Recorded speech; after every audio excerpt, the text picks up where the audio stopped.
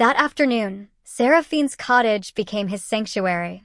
The firelight danced across her lined face as he poured out everything: the flyers, the whispers, his father's rage, his mother's fragile support. Seraphine listened without interruption. When he finished, her voice was steady. Truth always shakes walls before it builds bridges. Your mother has opened her heart. In time, others may follow. But as for Caraway, her eyes darkened. He is not just cruel. He is dangerous. Elliot shivered. What do you mean? He feeds on control. The more you resist, the more desperate he will become. He has not reached his endgame yet. Be ready. Seraphine was right. The next day, Elliot arrived at school to find the principal waiting by the entrance, his expression grave. Elliot, I need you in my office. Now. Inside, Caraway was already seated, that poisonous smile curling his lips. On the desk lay a new file, thicker, heavier than before. Caraway tapped it once, eyes locked on Elliot. This isn't about flyers anymore. I've compiled a full report. Photos. Witness statements. Behavior records. By the time I'm done, you won't just be embarrassed, you'll be expelled. Elliot's chest tightened. Expelled. The word echoed like a hammer. Maya, who had followed him inside, slammed her hands on the desk. This is obsession, not teaching. But Caraway only leaned back, smug. Call it whatever you like. By the end of this week, Elliot Ashford won't set foot in this school again. Elliot's hands trembled, but he clutched the pendant, holding on to Seraphine's warning. Caraway wasn't finished. He was escalating. And the battle for his future had just turned into a war. Elliot couldn't focus on anything the rest of the day. The word expelled clung to his mind like a shadow he couldn't shake. Maya walked him home, pacing beside him like a general plotting strategy. He's bluffing, she muttered. He has no real case. Photos? Sketches? None of that breaks rules. But if he convinces the school board, she trailed off, biting her lip. Elliot swallowed. Then I lose everything. That night, unable to sleep, he made his way back to the cottage. The lantern light flickered through Seraphine's window, as if she had been waiting for him again. He poured out everything: the file, the threat of expulsion, the humiliation. When he finished, Seraphine's expression wasn't surprised. It was grim. I feared this, she said softly. Caraway is not just cruel. He is wounded. And wounded men lash out to cover their shame. Elliot frowned. Shame? Seraphine's eyes glistened with memory. Years ago, before you were even born, Caraway came to me. Just as you did. A frightened boy, hiding sketches, dreaming of a self the world would never accept. He begged me for guidance. Elliot's chest tightened. You mean, he was like me? For a moment, yes. But he chose the path of denial. He buried himself in anger, in bitterness. And now, when he sees you, he sees the reflection of what he could not be. That is why he hunts you so fiercely. Elliot staggered back, the revelation crashing over him. Caraway wasn't just tormenting him out of cruelty, he was trying to crush the part of himself he had abandoned. But if he was like me, Elliot whispered, then maybe he still is. Seraphine's face softened. Perhaps. But the choice remains his. You cannot save him. You can only refuse to let his chains bind you. The next morning, Elliot walked into school with the pendant shining openly over his hoodie. His classmates turned, whispering, but this time he didn't shrink. Maya walked beside him, her phone in hand. We'll fight this, she said firmly. If he tries to expel you, we expose him. What do you mean? Elliot asked. Maya smirked. Every teacher has a past. If Seraphine knows the truth, maybe we can use it. That afternoon, Caraway summoned Elliot to his classroom. The thick file lay open on his desk, papers spread like weapons. It's over, Caraway said flatly. By tomorrow, this will be in front of the board. But Elliot didn't flinch this time. He stepped forward, the pendant catching the light. You're not doing this because of me.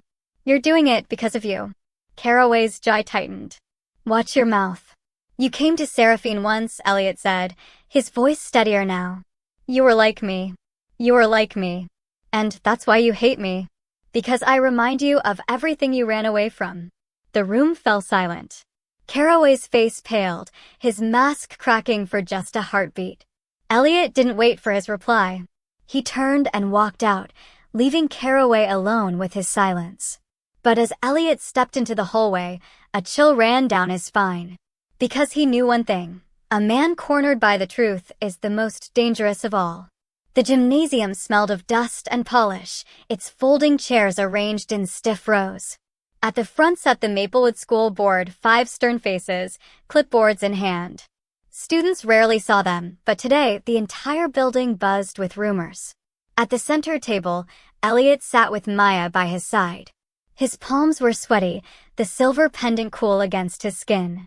Across from him sat Caraway, his black notebook stacked neatly beside a thick folder, the evidence. The chairwoman of the board adjusted her glasses. "Mr. Caraway, you've called this hearing to address alleged misconduct?" Caraway rose, his voice smooth, calculated. "Yes. This student has engaged in behavior disruptive to the learning environment. Crossdressing during school events, distributing inappropriate drawings, and undermining authority. For the good of this institution, I recommend expulsion." Gasps rippled through the small audience of teachers and parents. Elliot's heart hammered. Maya squeezed his hand under the table. The chairwoman turned to Elliot. "Do you wish to respond?" Elliot stood, knees trembling. For a moment, the words tangled in his throat. But then he touched the pendant, and Seraphine's voice whispered in memory, "Shadows only hold power if you stay in them." "Yes," he said, his voice steadying. "I drew myself in dresses because that's who I am. I wore one at the art showcase because it made me feel whole. That's not misconduct, it's self-expression. The only disruption came when my teacher turned my private sketches into weapons." Maya stood too, pulling out her phone. "And I have proof," she declared. She played the recording from the hallway, the one where Caraway threatened Elliot, his voice clear. "Do what I say, or I'll make sure everyone knows." The board members leaned forward, whispers spreading. Caraway's face drained of color. "That recording is taken out of context," he snapped. But then the gym doors creaked open. Seraphine entered, silver hair gleaming, eyes burning with quiet authority. She walked straight to the board and bowed her head. "I am Seraphine Alder, a longtime resident of Maplewood. And I must tell you, this is not the first time Caraway has stood where Elliot stands now." The room stilled. She turned her gaze on Caraway, sharp as a blade. "Years ago, he came to me with the same questions. The same sketches. The same secret. He begged me for help, then buried it in anger. And now he seeks to destroy the very thing he once longed for." A stunned silence followed. Caraway's fists clenched at his sides, but his mask of authority was gone. For the first time, the board wasn't looking at Elliot like a problem. They were looking at Caraway. The chairwoman cleared her throat. "We will deliberate. But based on what we've heard, it seems the misconduct here is not Mr. Ashford's, but Mr. Caraway's." Elliot sat down, his chest heaving. Maya grinned, whispering, "We did it." But Elliot's eyes lingered on Caraway. The man's face was twisted with fury, his black notebook clutched so tightly his knuckles whitened. This battle wasn't finished. If anything, it had just begun. The board's decision came the next day. A letter slipped into Elliot's hand at homeroom. No grounds for expulsion. Case dismissed. He exhaled so sharply it felt like he'd been holding his breath for weeks.